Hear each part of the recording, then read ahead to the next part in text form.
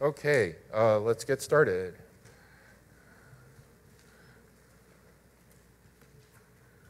So first off, I'm going to go through some slides, but there is the code that I'm going to talk about is up on GitHub. Please pull it down.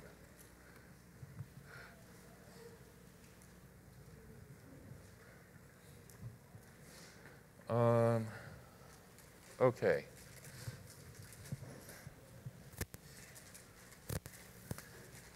So where this came from is from a work project, and we wanted to have a really stylish, really nice UI.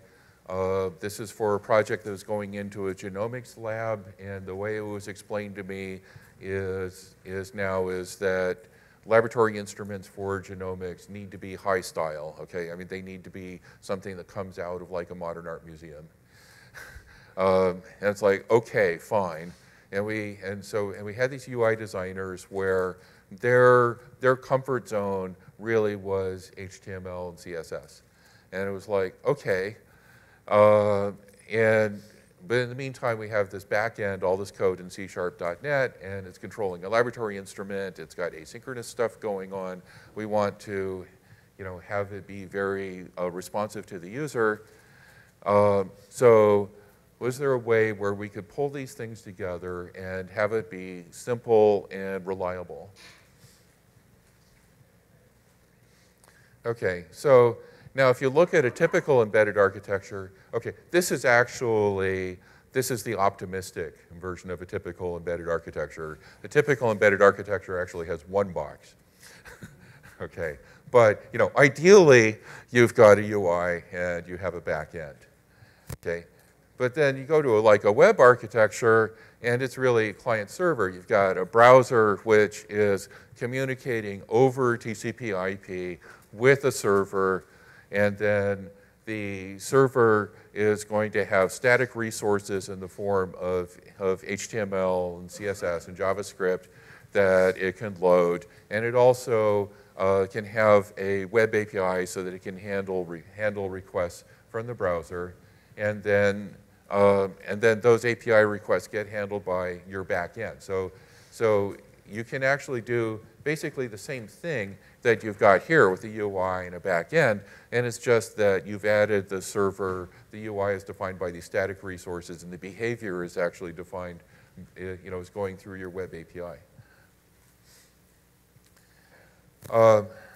So what we did is we used a package called Ceph#, which stands for the Chromium Embedded Framework for C#. And so Chromium is the open source version of the Google Chrome browser. And then the Chromium Embedded Framework is a build of Chromium as a plugin. That's a C++ project. And then Ceph# is taking the Chromium Embedded Framework, and it's providing a C# glue and a NuGet package. So it's super easy to plug it into a .NET program. And so instead of the remote browser, what we have is the Chromium browser is actually in a plugin in the application. And then instead of sending messages over TCP/IP, the messages are actually going over a callback, so it's in process. And then instead of a server, Ceph# has this thing called a resource handler factory. Okay, so it's basically, a server takes requests that come in over the network, and the resource handler factory is basically taking requests that come in over a callback. Okay, and so it's really the same architecture that you have with the client server, browser server thing, except that it's tightened up a whole lot. So the idea was to make it be faster. Pardon me? Yeah, I was just looking at putting them up on the GitHub thing, but and I'm planning on doing that. Okay, so now looking in more detail. Okay, so this is basically expanding the boxes in the previous diagram. you look at, okay, top layer is what's running in the browser, okay? And so that, what we did was just like a really standard Angular application, which has Angular components and services. And then it's running in the C# browser plugin. And then we just wanted to have that be like the window, okay? And so we provided a form. And then C# talks to a resource handler factory, which I wrote. And then there's some code in the resource handler factory that loads static resources from the executable directory. And then there's some other code that is the API handles API calls for the web API.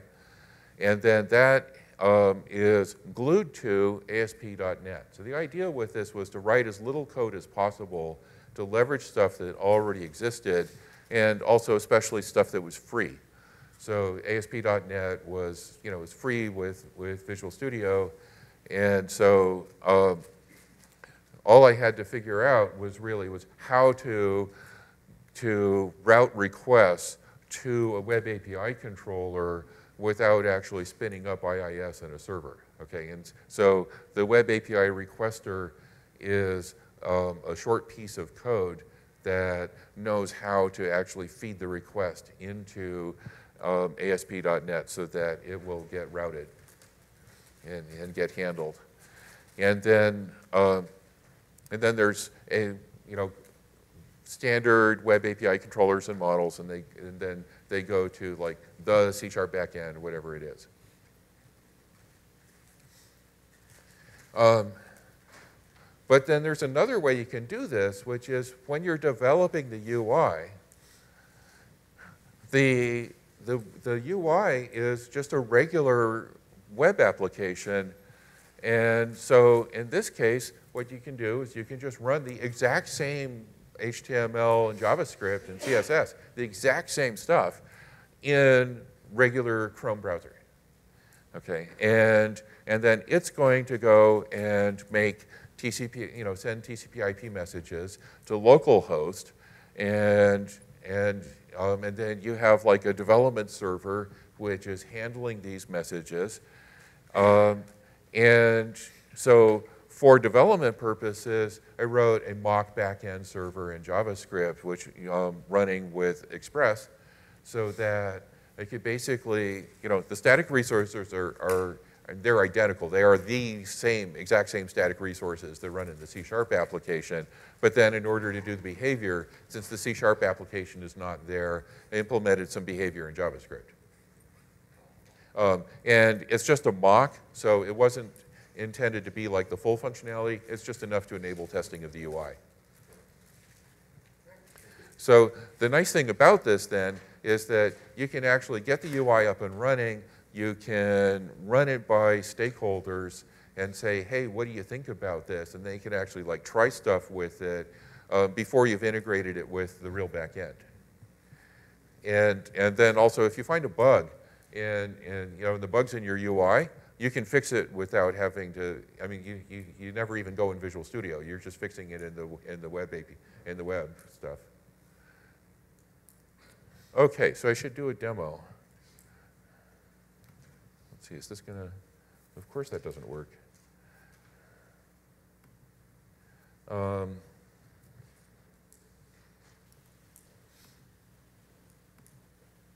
I need to, let's see, end slideshow.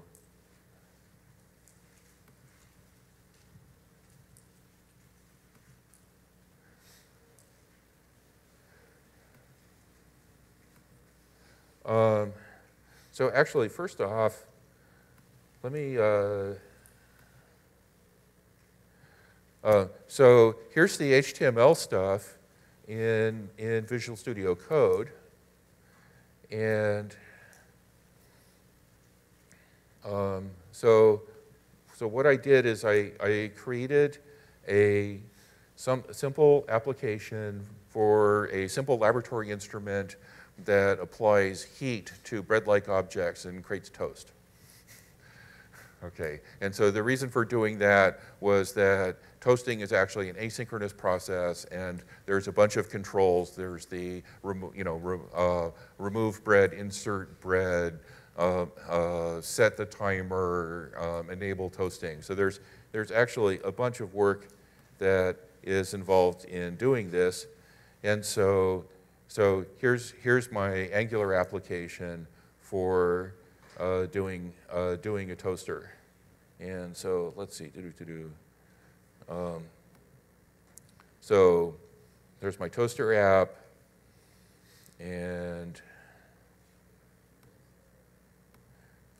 here's my toaster HTML. So it's relatively simple stuff. And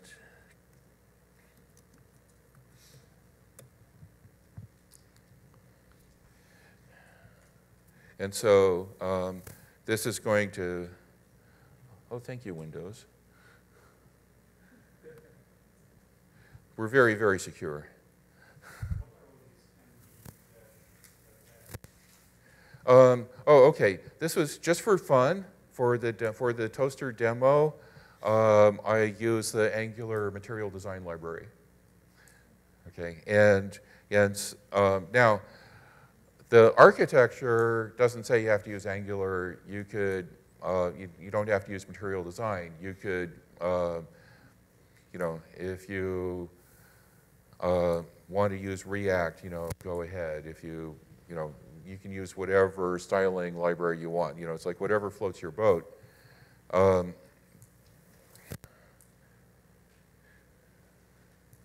And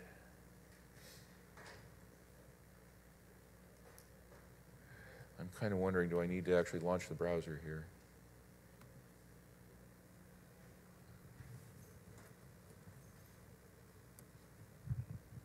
Oh, there we go.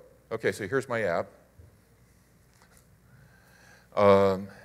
And so let me just put some regular bread in, and let me start it toasting.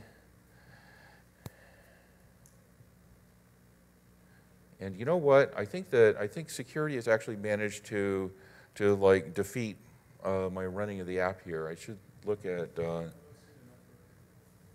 what's going on. Gateway timeout.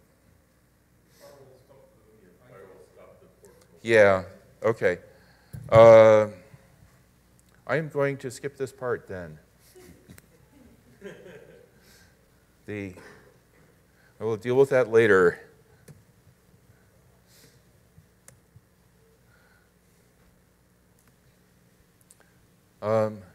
Let's show the same thing.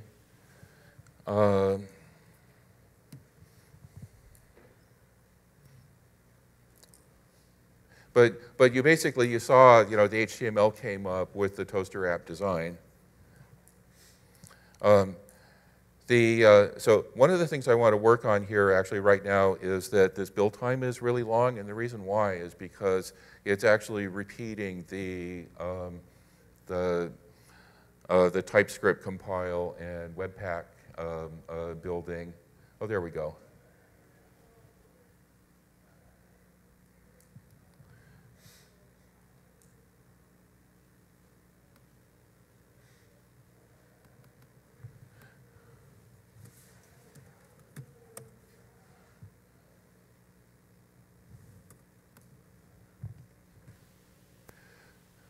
Okay, so that toasted for a short time, and it's kind of like, well, let me try toasting it for longer then, and see if I can actually get some nice toastiness on it. And it's like, oh, it burned. Oh, and it's still toasting. Okay, so I haven't done like, the smoke animation effects or that sort of thing, but, hopefully eventually, oh, stop it, okay. But you can see how it's like you're getting UI controls, okay, that you don't normally get in like WinForms or WPF. It's like things like these nice animations here on the slider, and the animation on the toasting. Let me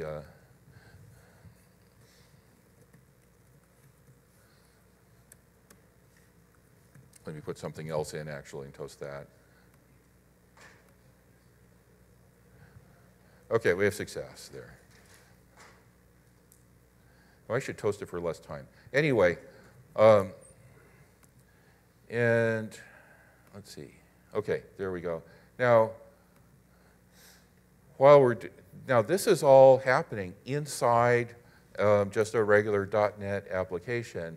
So you can things like, here are the messages that it thinks, okay, that it's getting over the network. It's actually getting them basically over callbacks from the API resource handler. And I can do things like actually should be able to set a breakpoint in my controller. It's my toaster controller. And so let's see, do put setting, put content, put toasting. So now if I go back here and I go and I say, okay, let me start toasting, boom.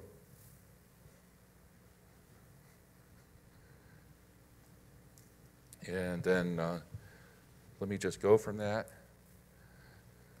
Let me turn it off again, okay. And then other things that you can get from this are things like you can actually, so I was looking in the elements here, is I can actually drill down and see the content that I've got here. So for example, here is the toast object in the HTML, and its current color is black. So you get the inspection tools. I have it built so that when the debug mode brings up the DevTools window, and the release mode does not. So any questions about the demo? Yeah. Pardon me?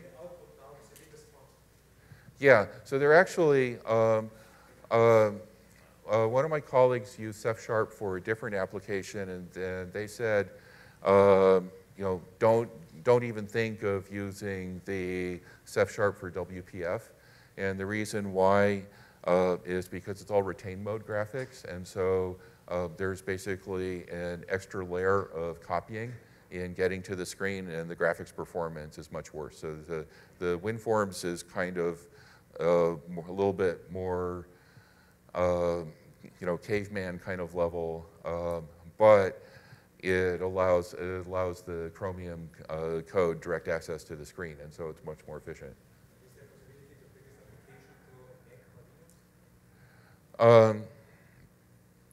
So actually, the architecture of this is something that I think could go to other platforms, but it wouldn't make sense necessarily to use the Ceph Sharp module for doing that. But you could use Chromium, okay? And then the question is like, well, okay, what's your back end? Is it in C++? Is it, are you doing C# and using Mono? Or are you, do you want to do something in Python, Go, Swift, whatever? Okay, it's pretty much every language and runtime has some way of supporting a web API. Okay, and so you could use the same design patterns. Okay, but you wouldn't necessarily use the exact same code. And also, pretty much every language has some way of hosting some sort of control or plugin, and where you could cram a browser in there. Just to note, something you might run into is a bunch of antivirus applications will not allow you to make TCP connections to localhost. So that was as you saw, that totally messed me up, okay, with demoing my development setup. Yeah. Okay. However, the application, okay, that I was running, the .NET application, there's no TCP/IP. I cut the networking layer out of the middle. There's no server. Okay. Let's see. So let's see if I can. that's not what I wanted to do. Okay, actually backward. Yeah, so if we look at here, for example, so this was what I was trying to demo for development, okay, and security basically stopped me from being able to do it, okay, and it stopped me basically right there, okay, with the networking. Yeah, where in here, this is all in process, okay, and so there's literally no networking. There's an awful lot of IETF RFCs in there, okay? You know, it has HTTP messages, okay? But those messages are not being transported over TCP IP. They're just being created in memory, passed to, then passed to a callback. Okay, so what I want to do then is just kind of go through the process of what it was like doing this and the lessons that were learned from this, because a lot of this, again, this is not, I don't want to advertise this as a complete prepackaged solution, but it is a really interesting design pattern. And also, if you do stuff with C#, you might run into some of the same issues that I did. So the first thing was kind of like, well, let's try this out, okay? And so let's just do some static HTML, okay? You know, so I took some stuff from our UI designers, and I built an app, and I put the plugin in it, and I just loaded it with the file URL, and it worked. Okay, dead simple. Yeah.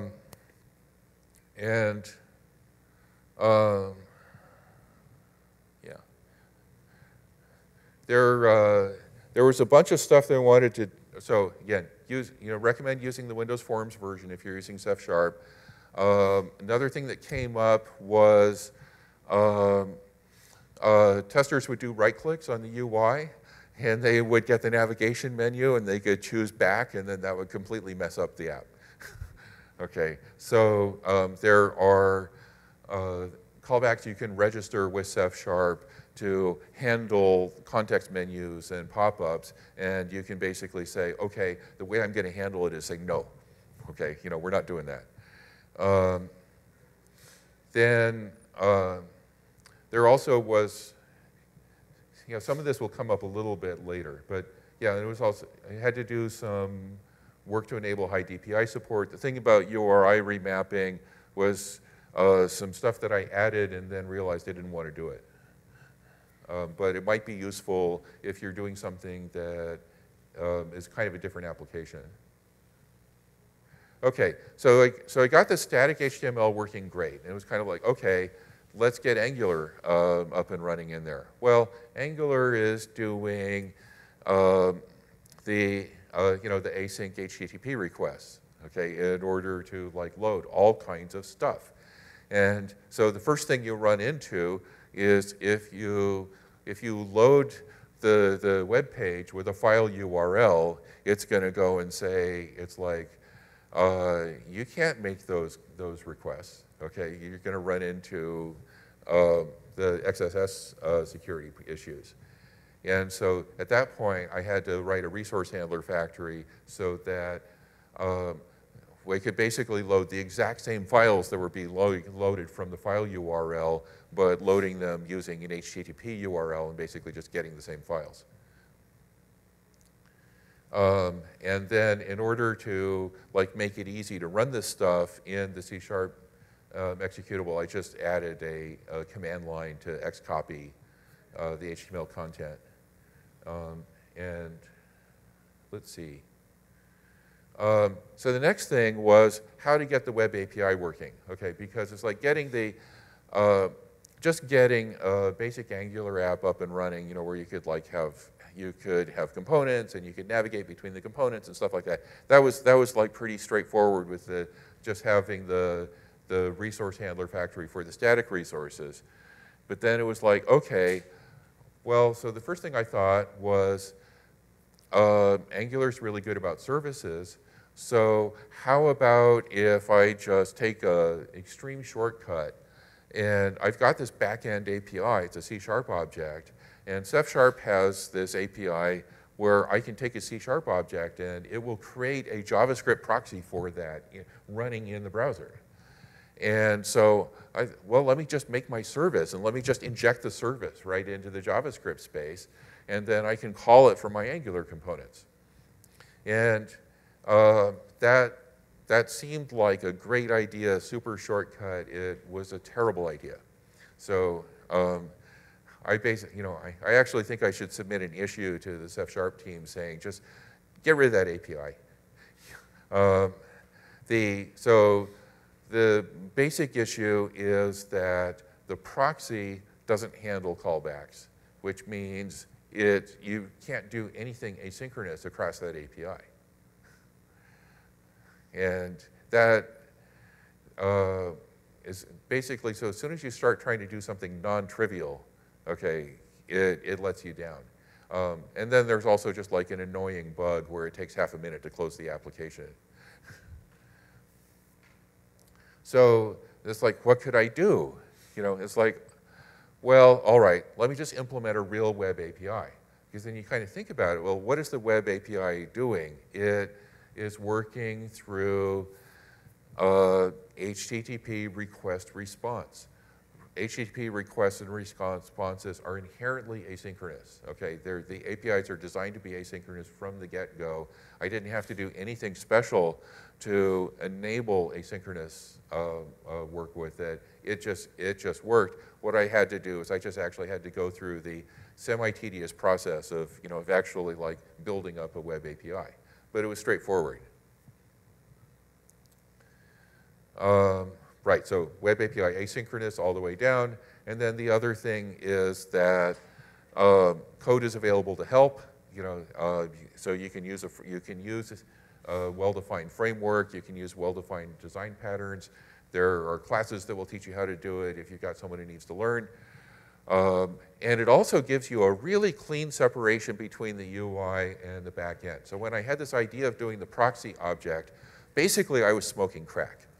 Okay, I mean, what was I thinking? Okay, it was like, oh, I've got this UI, I've got this back end.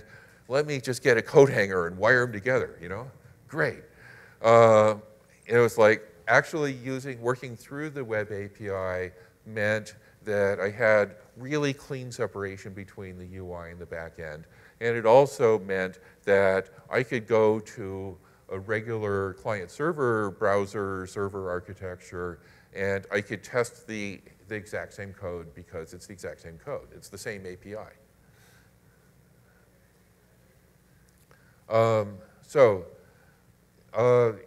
If you want to use ASP.NET to implement web API without a server, they make it really easy for you to create a web API project that has a server. Microsoft is really good on the turnkey solution that has everything. So if you want less than everything, the way I found out that works is you have to basically say, yeah, I'll create an ASP.NET project, but give me nothing. Okay, and then you just add back the stuff that you want. And then even then it puts in more stuff than you want, and so you just go in there and find the things that you don't want and that were turned on that you don't want, and you just turn them off and you delete them. And it's pretty straightforward. You kind of look at things like, what's this global.asix file doing in there? And you look at it, it doesn't make any sense to me. Delete it. Okay. Does it still run? Yeah, great. And then I had to write some code to process the request without IIS because, again, Microsoft's setup is basically assuming you're writing a server. And so everything is geared towards, yeah, you just start up IIS. It takes care of it for you. Okay, so if you want to like go around that, you have to write a little bit of code. But it wasn't that bad. No, because it's not a server. What I wrote actually is glue that replaces a server. I'll actually, we're gonna, if there's time, we'll have a code walkthrough. But the structure of it, basically, ASP.NET has this very convoluted architecture. I am not a fan, okay? But it worked. And so there are things like, there's this method you want to call, okay, for like handling a request. The method is protected in order to make sure that nobody accidentally calls it because they like need to and that's what they want to do. And that's the whole purpose of the object, is to actually execute this method, but it's like, no, okay, you can't call it, okay? But what you can do is you can make another object called an invoker, okay? And it will call it for you. And not only that, anybody can do that, okay? So it's like, what's the purpose of the protection? It's not actually like making the framework safer or, you know, or more reliable or anything like that. It was just more like, well, yeah, you just need to do this extra step before you can do the thing you really want to do.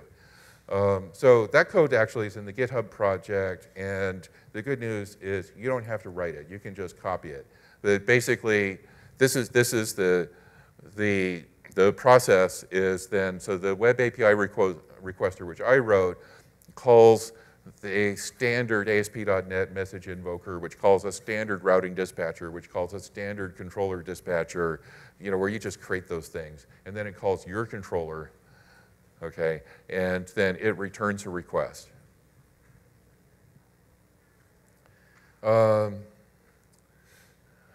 Let's see, these are just kind of some things to be aware of. Best practice when you're writing a web API controller is use attribute routing. If you search the web for examples, you're going to see at least 2 different kinds of examples. The more modern ones are the ones that use attribute routing. And what that does is it just gives you a better structured controller. The idea is you're not defining like the whole path to your controller like all in someplace else. You can actually just go and say, yeah, oh, this method is this attribute. It's very straightforward. Something that took me a while to realize is that the controller lives for an incredibly small amount of time. It gets created for a request, and then it handles the request, and then it goes away.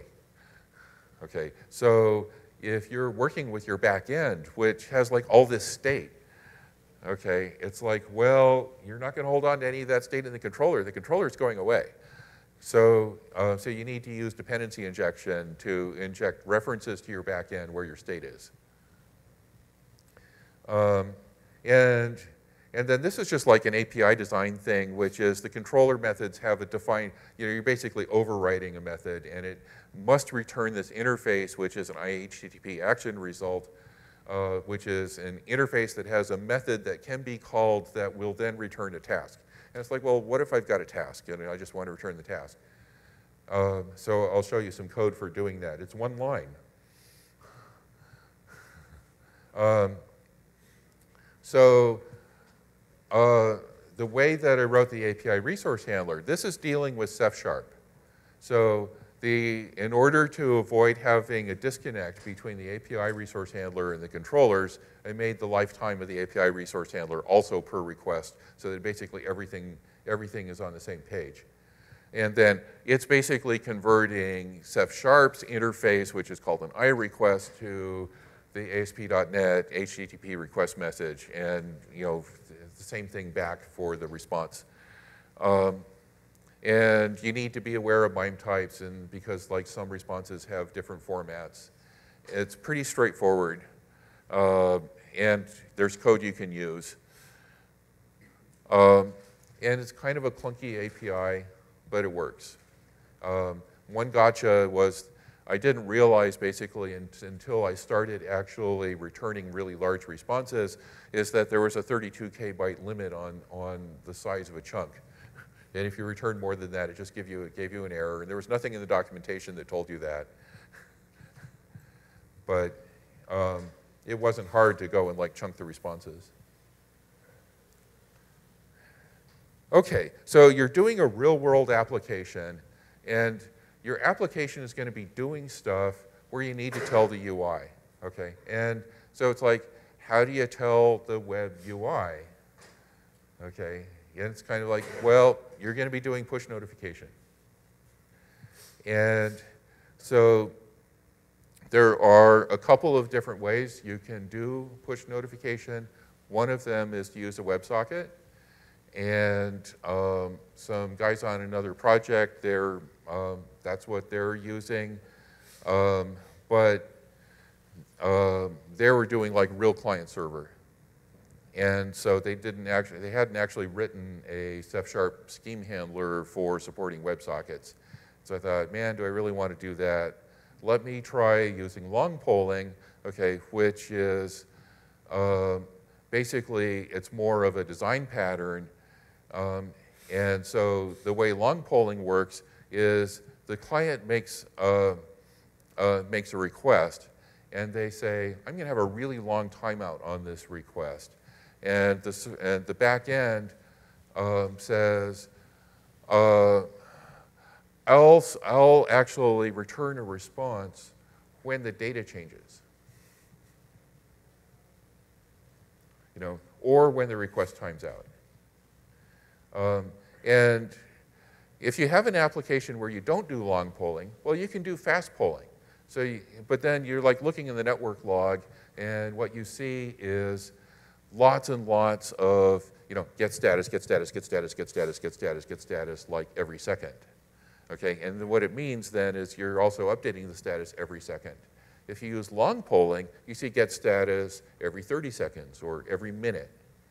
Okay, and then the other thing that's cool about it is because the response is returned when the data changes, is that if the status is actually changing faster than a second, fine, okay? You actually will get updates at faster than a second. So it's the interval at which the UI updates is basically the interval. It's how fast your data updates. It's not based on your polling frequency. So it's pretty neat. And so I actually did 2 different design approaches. The first one was really kind of quick and dirty. It used a wait handle, and it also was kind of invasive on the back-end model. I basically made the back-end model aware of long polling requests. And then after I did that, it's like, boy, that felt dirty. And so the implementation that is on GitHub uses property changed events. It's not invasive. And it also uses reactive extensions, so it's very, very shiny and modern. Let's see. And so basically the way that it works is if you've got the code on your client end has like made a request, and then it gets down to the model, and then when the model property changes, your API controller or you basically have a monitor object that receives the property changed event, and it says, oh great, property's changed. Let me actually go and complete the task, okay, that is waiting on the property change. And then so that returns the data, and then it gets up to the web API controller, which wraps the data in a response, which then goes back up to our HTTP message. And then there's no network in there, so it just basically goes back up to, through C# to your UI service and UI controller. And so it's using property change.net stuff down on the back end side, and then it's using RxJS observables on the UI end. And it ends up having very nice looking code.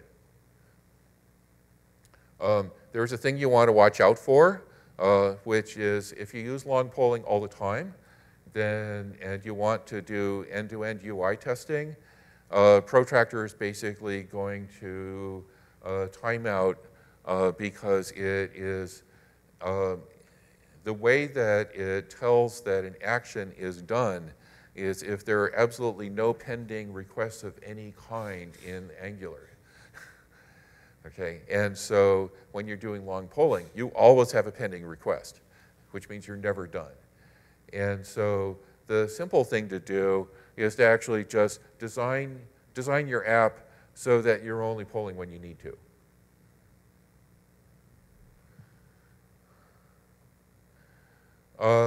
So this is so I had requests basically going and saying, it's like, oh, when this thing happens, I want to put up an alert, you know, warning the user that this bad thing happened and get them to click OK, and we need to like disable all the controls on the page.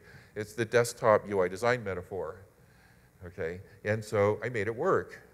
I did it basically by having a property that, you know, could be long polled by the UI, and let me not tell you how it worked, okay? Don't do it. The best thing to do, really, okay, is you want to consider error states as states of your system, okay, and not as like an extra layer where you've got, you know, your system is only the happy path, and any time that you have an error state that you just go and you put up an alert and you stop everything, okay? And the thing is it really, the modal alert approach is just not, it's not good interaction design. Let's see, error handling, there's some code in there that has an unhandled exception logger, so it basically just catches all the errors that happen in ASP.NET. And then we had some developers who basically, you know, were going, NPM, what is that? And so I integrated the build automatically into MS Build, so it just, if you have to have like Node.js installed, but then it will just automatically invoke the npm command lines for doing like an npm install and npm run build. Okay, so what does this look like? So I already wrote a resource handler factory, so if you want to use it in your code, you basically need to make one, and you need to tell it what is your HTTP address, what is your URI that you're going to expose to Ceph#. And so you notice it's called local. It's not local host, okay? It's just local. Okay, and it could be really anything as long as it's not confused for like a real website. Don't use a DNS address. And then the other thing at the end of the, you know, basically you need to say where's the folder where my static content is. And then this is providing access to the web API, which is the adapter so that you can actually support having web API calls. And then the remap is the remapping feature that didn't work out that great. Let's see.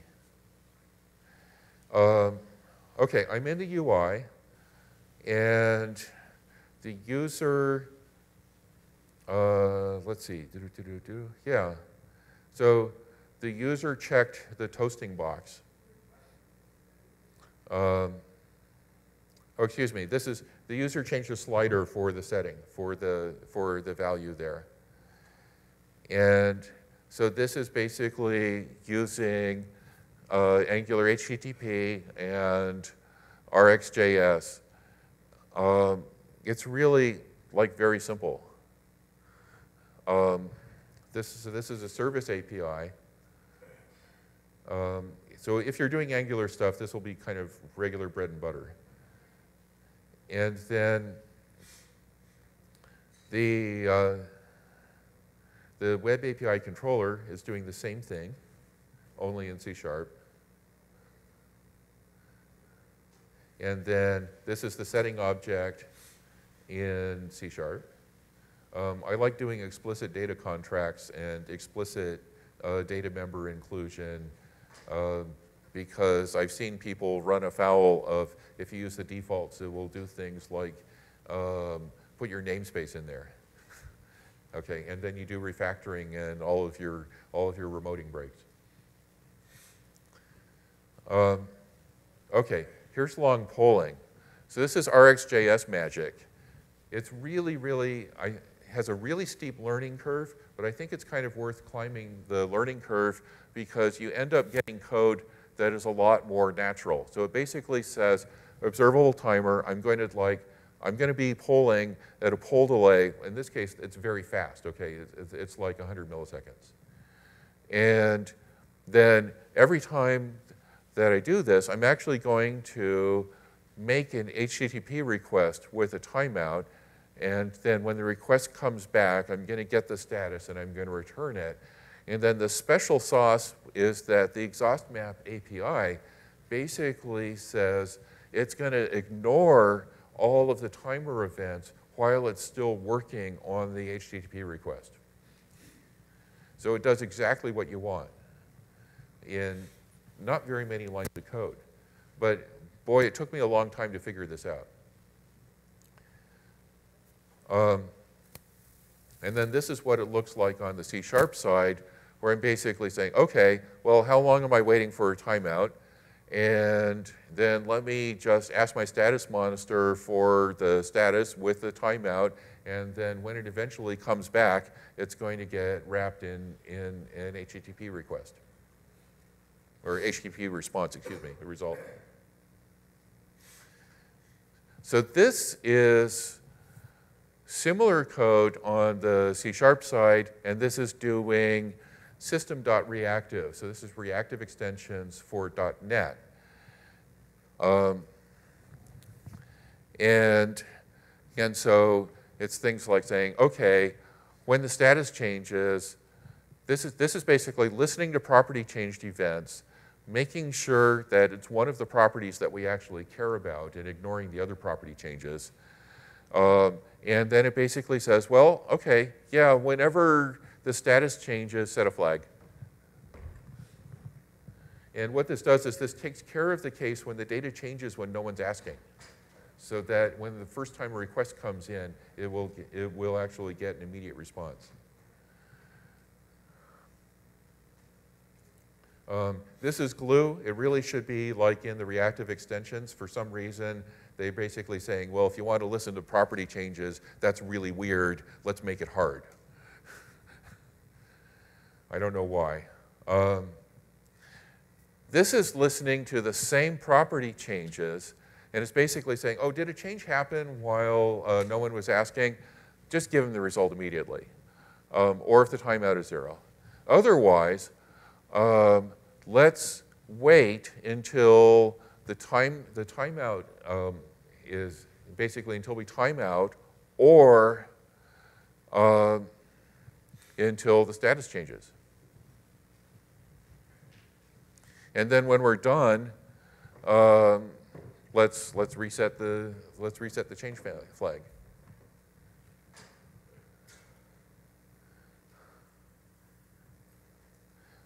So things that I hope you would do is get the code on GitHub, try it out, make suggestions. Again, this is like the first time that this code has been aired, and so I'm really interested in what people think about it. And I would also love to see people trying to do similar things in other environments.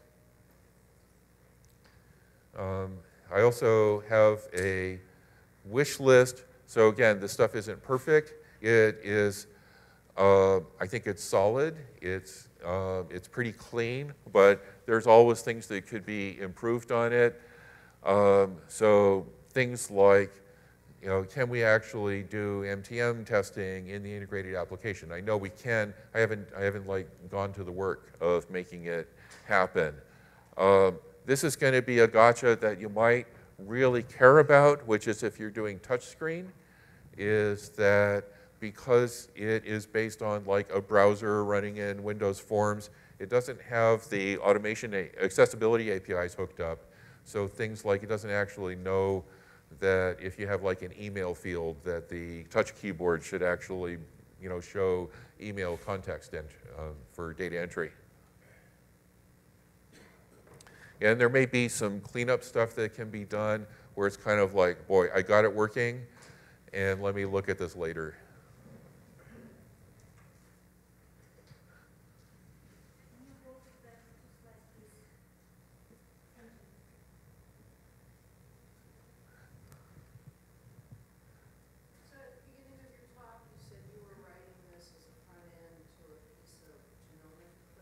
Yeah. Is that an instrument? What kind of interface does this have? So it's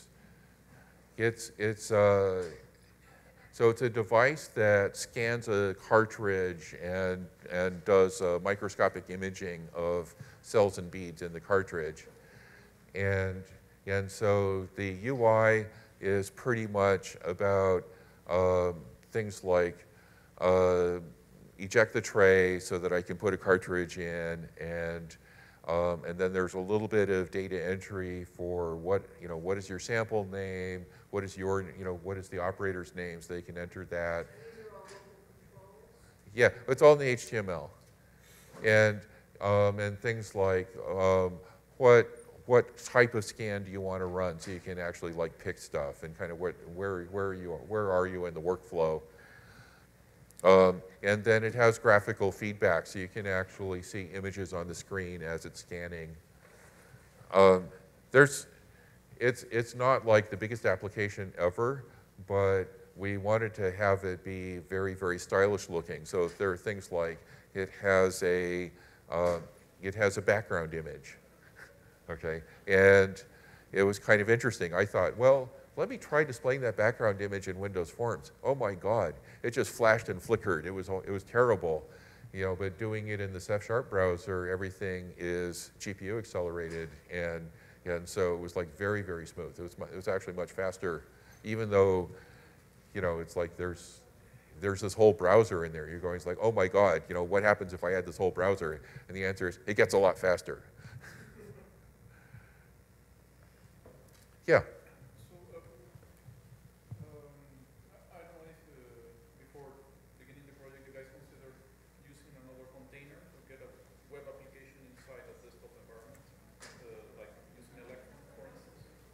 So I think Electron is great, okay, but in order for us to use Electron, we would have either needed to port our existing C# code to JavaScript, or we would have needed to use I mean, there are modules that allow you to call out to C# DLLs, but where we were coming from is we had like engineering code that was like already running, with C# in an application. And so conceptually, it was a lot easier for me to imagine adding HTML UI to working C# backend than it was to think of, let's re-architect the thing that is already working and is already tested. Okay. Yeah.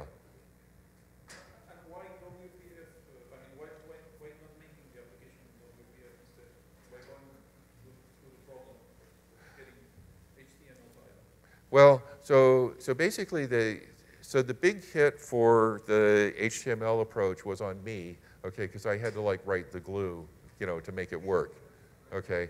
But then once I had it working, I was able to take code from the UI designers and just drop it in. Well, actually, the reality was is I converted it to to Angular components and then dropped it in. But it was still if I had gone with WPF, then there would have been a lot more work on just creating XAML equivalents of UI designs that are being given to us in HTML and CSS. And I was able to, so I did some work on their HTML to make it be better structured and componentized using Angular, but I was able to use their CSS basically just straight with very, very minor changes. Now, it's kind of too bad because I think, XAML is intended to be, kind of like HTML, but it's enough different that there really is like a significant barrier going, between one and the other. So I'm not saying this is everybody's solution. Yeah, very specific use case, really complex integration between HTML and logic and features. Yeah. Hey, Eric. Tom, could you talk about why you couldn't just use a web service running locally? Why you had to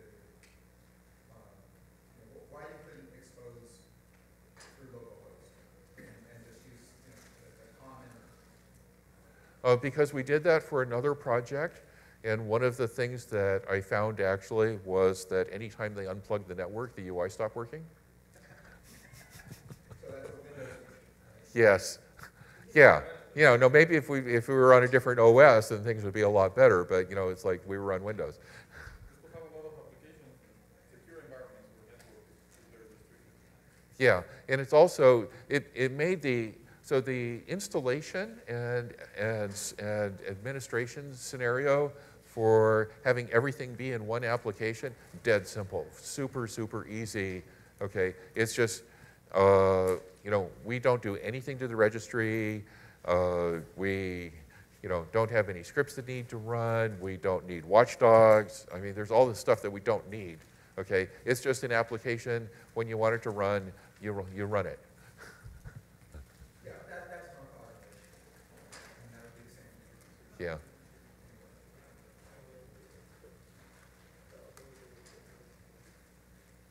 All right, well, thank you very much for coming. Thank you for your interest. And I hope that a bunch of you will try this out. I mean, I have to say that this, you know, sometimes I think this is like the craziest and stupidest thing I've ever done, and other times I think it's like the most amazing and brilliant thing that I've ever done. But, you know, it's like, even if it's crazy and stupid, it succeeded.